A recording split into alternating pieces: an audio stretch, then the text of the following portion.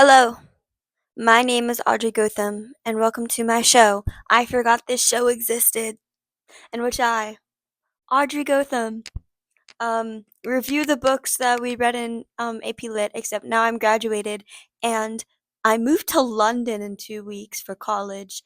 But I did not finish the show, and then I got an email about my show, and I was like, oh my goodness, I need to finish my show, especially since in AP Lit, we read one of my favorite plays of all time, Fences.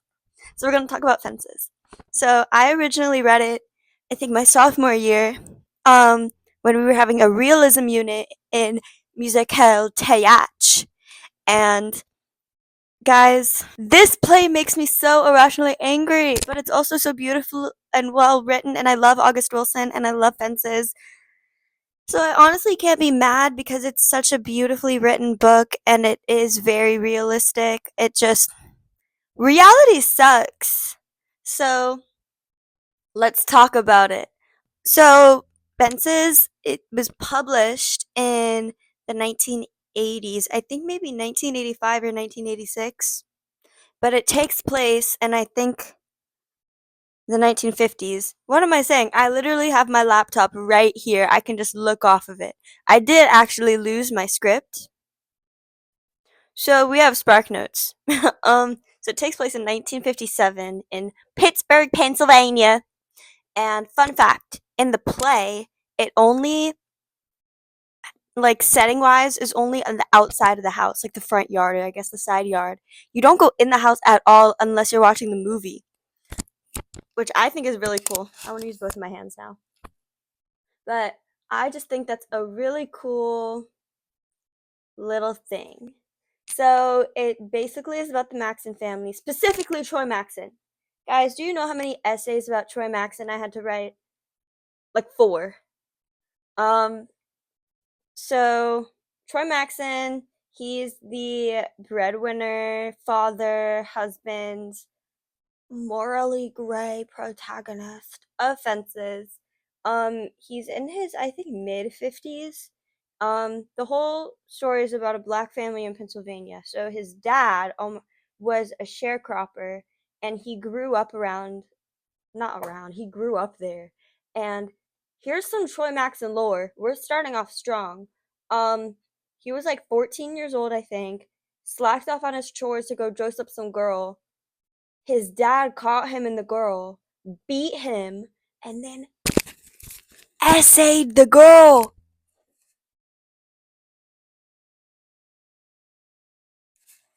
What? Guys,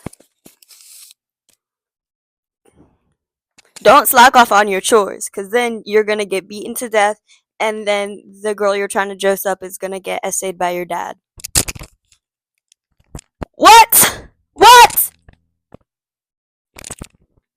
That was crazy. So then he ran away from home, and he has like a bunch of siblings. I think he had like 8 siblings, and he only talks to one of them now, Gabriel, who is arguably one of the best characters in the play. I have 3 people in the play that I think are the best characters, and we're gonna talk about the 2 others later.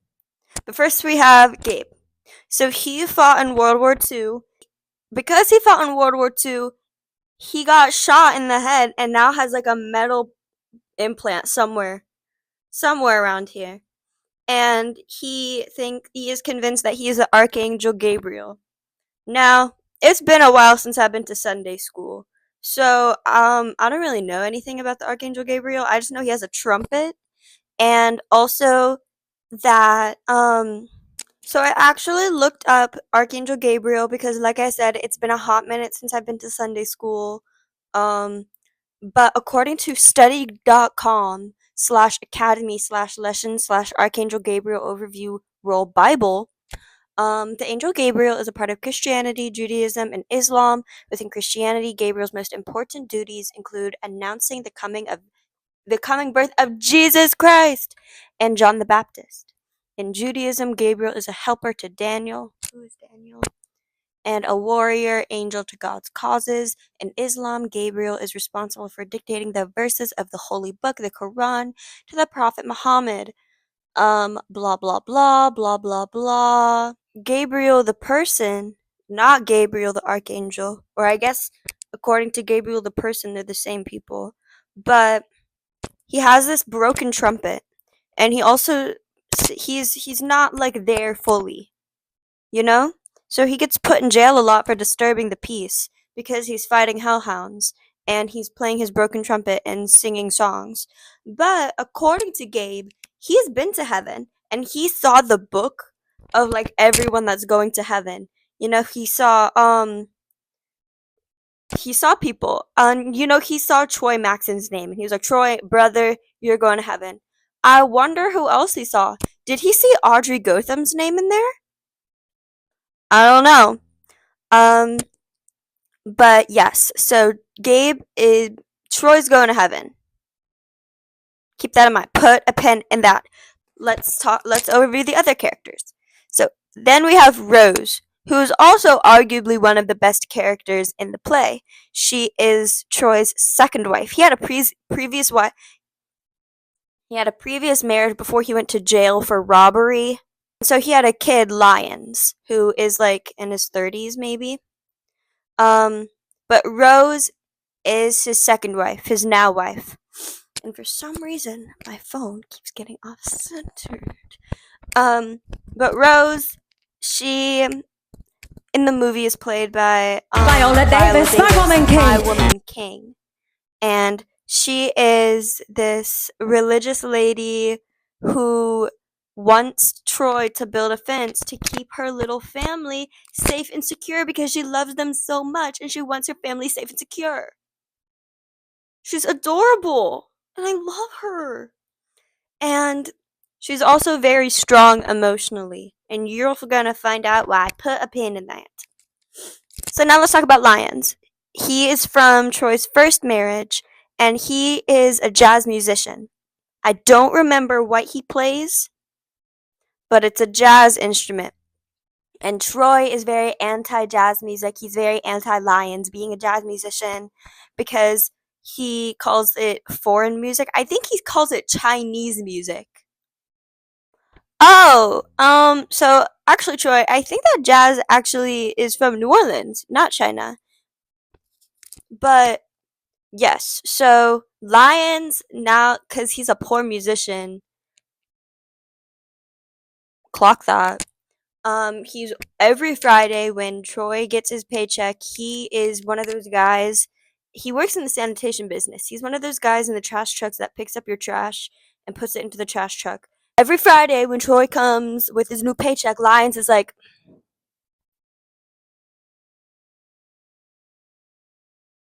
"I want $10." Which honestly, it's kind of real. I mean, I'm too scared to ask my parents for money, but if I wasn't too scared, I'd be doing that too.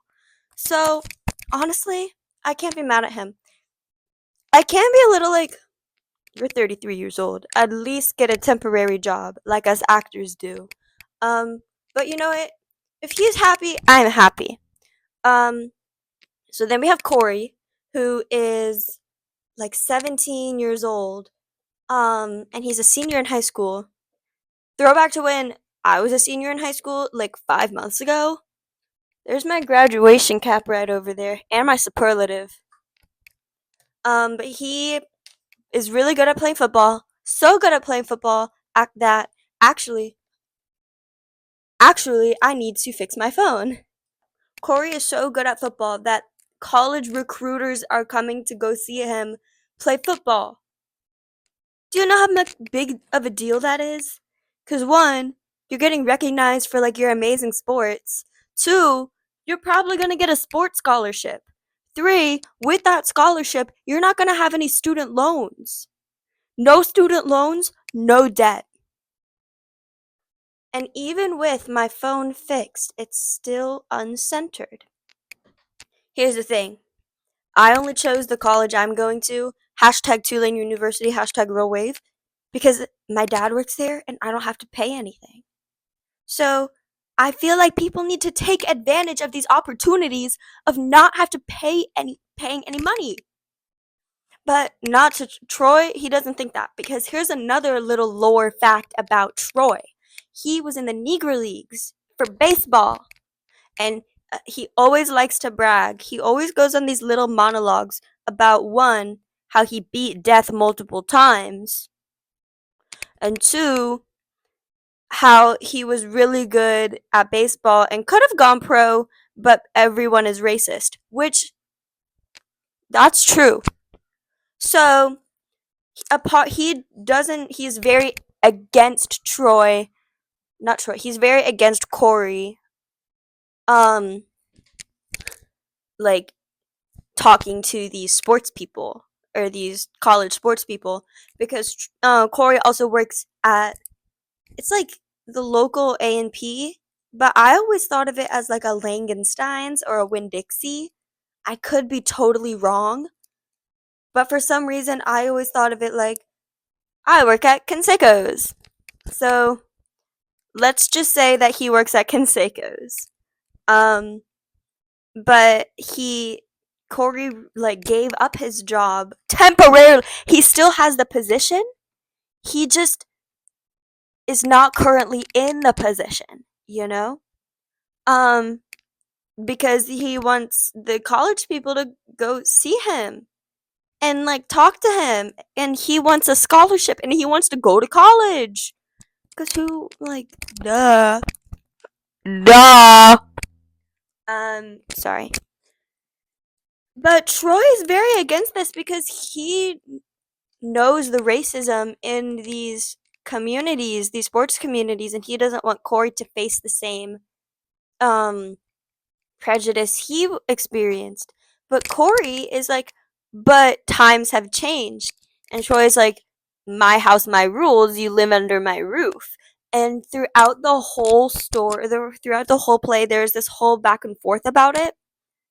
And it gets bad. Remember how I said, how I talked about Troy's dad beating him and then essaying the girl?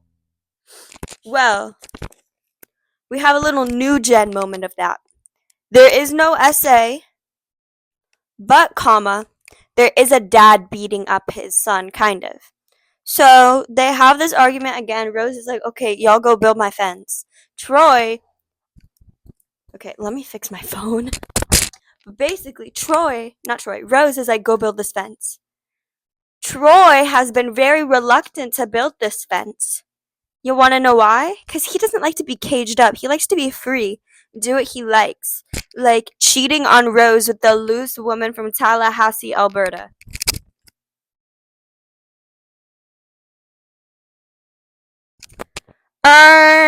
Okay.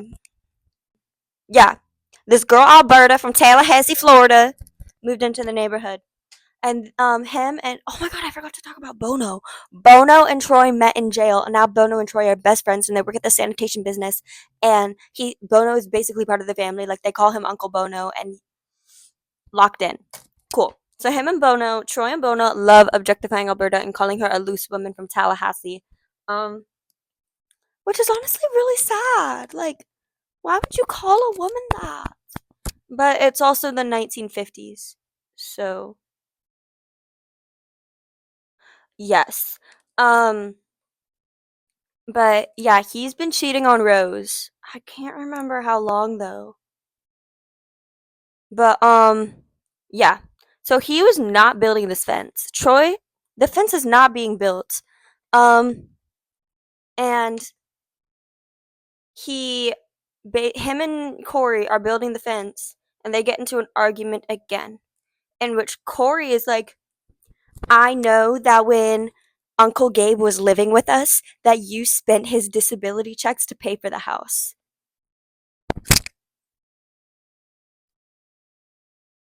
What? What? What? I just woke my dog up with that noise.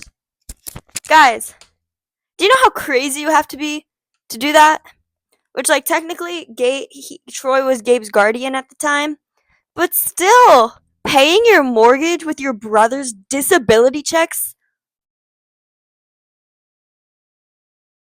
The brother that literally said, the one brother you still talk to from when you ran away when you got beat and your girl got essayed.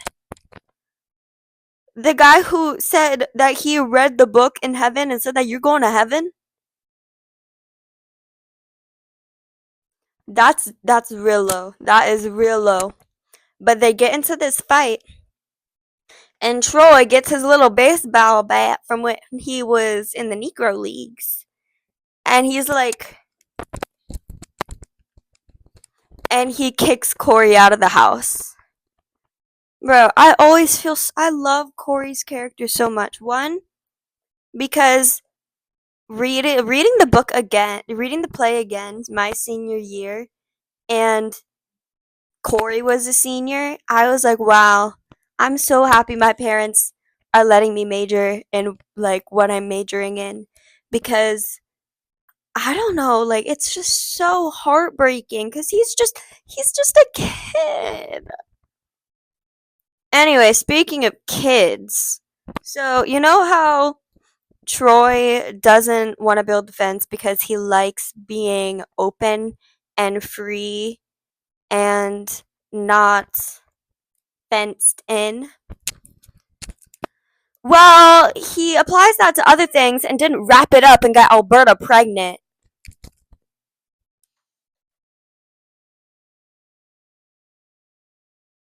Bruh! Bruh. So, him and Rose have this very big argument where, oh my god, y'all. Viola Davis. I love her. She's such a good actress because during this whole monologue, she has this whole monologue about how you don't know how many times I've wanted to stray away from you and give in to my urges, but I've been a good wife. I've been loyal to you. I've been following our vows, and you have the audacity to go like do whatever you want. And it is just so beautiful, and it's also so heartbreaking because at the time, like, women didn't own credit cards. They couldn't do anything without their husbands, so she stayed. And oh my goodness, I love Rose's character so much. And Viola Davis acting in the movie. We were watching it in class and I was violently sobbing my eyes out. Not one because it's sad, and one because I was just so overwhelmed with emotion because she's so wonderful. Didn't she win like what's the award for when you win a like movie? That's not Golden Globe is for TV shows. Tony's is for musicals. Emmy? At one of them. Anyway, she's amazing, and I love Viola Davis is my woman king. Um, but she stays with him, and she's like, "This is a loveless marriage now. I'll raise the baby, but like, talk to the hand." I think August Wilson's writing is just so beautiful, and the metaphor with the fence, and also with the baseball bat, like baseball in general. And I completely am forgetting the ending. Oh my god. So, the loose woman from Tallahassee, Alberta, she gives birth and dies in childbirth, and she has Raynell. Um, now time skip, time skip, time skip, time skip, time skip to 7 years in the future. Um, Raynell is now 7 years old, and um, Rose is taking care of Raynell. Which honestly, if I had to take care of my husband's affair baby, uh-uh. Rose is so much stronger than me. She's so wonderful. I love her so much. I will never stop talking about how I love Rose from Fences with my whole being. But it's a very special day because it's Troy Maxon's funeral. Remember all those monologues he said he would had about I beat death all these many times? And Rose would be like, "Nuh-uh, stop lying." He didn't beat death this time, and I'm pretty sure he had a heart attack. It's his funeral, and everyone's there for a little big reunion. And Corey shows up from the Marines. It was the Marines. I remember now. See, actually, wait. Was it the Marines or the Navy? Okay, so I scrolled down onto SparkNotes. I scrolled down on SparkNotes. So, he did die of a heart attack. I was right. I'm so smart. When am I wrong? Um, and he was in the Marines. Like I said, when am I wrong? I'm just so amazing. But yes, so 7 years into the future, Raynell is 7, and everyone's there for the funeral. And Corey's like, Mom, Rose, I really don't want to go to this funeral. I really don't care for Dad. I don't care for Dad. I don't care for Troy. And Rose is like, are you stupid? And she knocks some sense into him.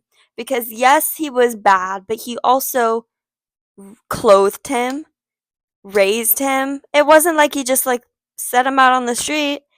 Yes, he did bad things, but he was also did good things. So he was a morally gray character. And yes, and there's this really adorable conversation Corey and Raynell have, and it's so cute, but it's also a little awkward. Gabe comes back. He was released from the hospital.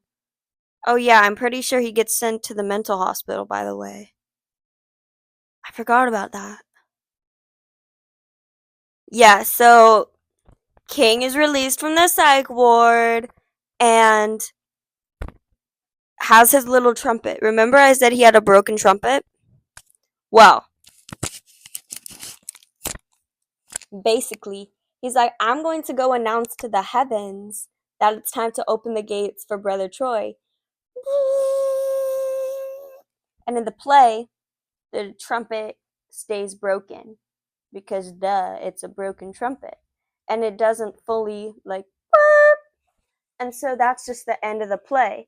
And it's like, did Troy go to heaven? Did he stay in purgatory? Did he go to HE double hockey sticks? And according to SparkNotes, the last sentence of the SparkNotes summary, his ability to create something joyous out of despair and hardship allows the play to end on a note of hope, suggesting that Black men and women are free to create their own destinies in a changing world. You know what that reminds me of? There was this show that I was obsessed with in elementary school, and it was also a doll line called Ever After High.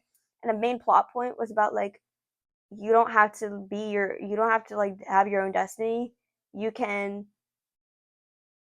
don't have to live out for your parents' destinies, because it was just a show about the kids of fairy tale people, and it was you don't have to live off your parents' destinies. You can have your own destiny, and that reminds me of that.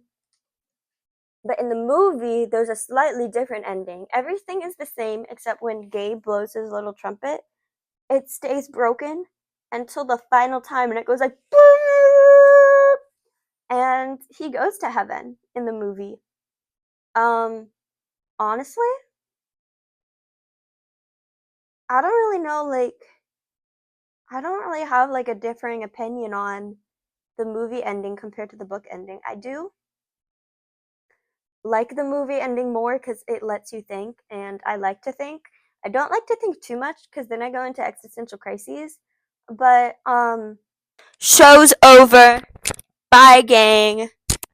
Peace out.